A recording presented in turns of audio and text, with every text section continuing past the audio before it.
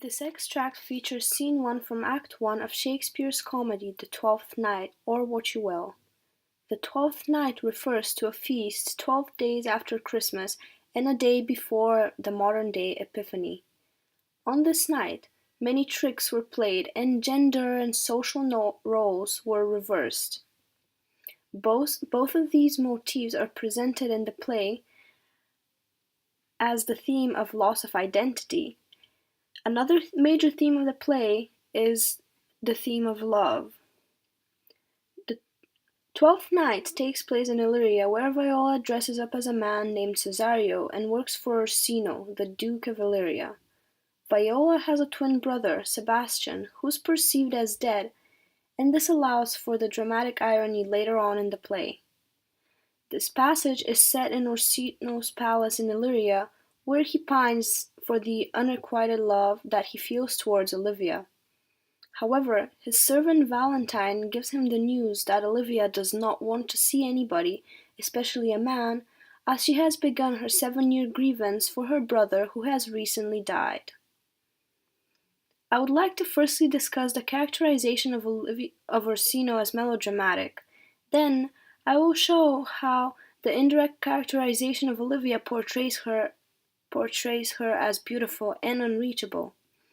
Finally, I will show how Shakespeare uses irony in the scene, and I will provide the significance of the passage in the text as a whole. Orsino is portrayed as melodramatic and inert. We can see that through Shakespeare's use of figurative language and diction to convey Orsino's Petrarchan love for Olivia. Orsino says, "If music be the food of love, play on, give me excess of it, that, surfeiting the appetite, may sicken, and so die." This metaphor shows that love is an appetite that has to be satisfied, rather than a beautiful feeling that Orsino feels towards Olivia. Hence, Shakespeare implies that the poems and words said by Orsino merely suffice his need for love but are not true in their nature. The repetition of the exclamation "oh" in the beginning of lines 5, 9, 20, and so forth again reinforces that Orsino is melodramatic and passionate only about his words, but not taking any action. The structural inconsistency in the opening speech of Orsino through the breaking of the iambic pentameter after line 6 is also highlighted when he says that strain again when he wants more love, and only 3 lines later he says enough, no more, as he wants the music to stop. This shows that Orsino is fickle and quick to change his mood from a delirious romantic to a conflicted individual. We can also see that through the sibilants in the lines "'tis not so sweet now as it was before," which evokes the sense of a harsher sound and music that is not beautiful anymore. Orsino is portrayed as very positive, as he only imagines the perfect love that he could have with Olivia. The last lines in this passage show how he perceives that Olivia would get attached to him and she would love him immensely, as she suffers so much for her brother.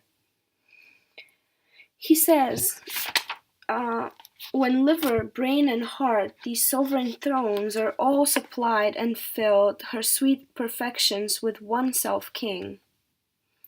This tricolon of liver, which shows passion, brain, which shows mind, and heart, which shows emotion, builds up tension, which is later on resolved when he implies that he would be her master in the end, and that he would be the oneself king, or the true ruler of all her passions, her mind, and her emotions.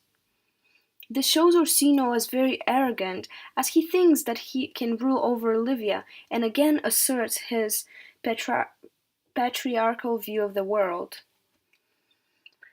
The passage ends with a rhyming couplet: "Away before me to sweet beds of flowers, love thoughts lie rich when canopied with bowers." This imagery, typical for a love poem, combined with the end rhyme, show that Orsino's perception of love is very perfect. This shows him as very immature and is comic since it highlights the idiosyncrasies in Orsino's character. He's being very immature when he's an experienced and noble man. Moreover, it creates a dreamlike quality of the scene and the whole kingdom. My next point would be to show how Olivia is indirectly characterized as beautiful and unreachable. Shakespeare's use of figurative language, especially metaphors and epithets, such as when Orsino says that about Olivia, that she pursed the air of pestilence, and later on he alludes her to Diana, the goddess, the virgin goddess. In this way, Olivia is portrayed as very pure because she removes all the sicknesses, and Shakespeare puts her on a holy pedestal in Orsino's eyes.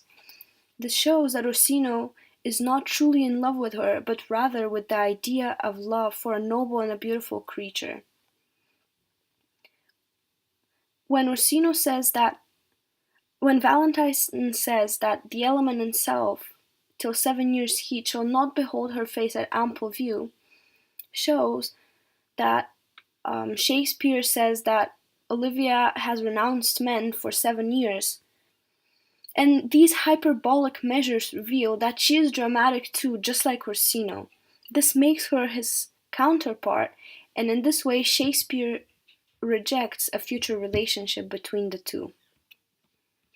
The irony in the scene foreshadows the emergence of Viola.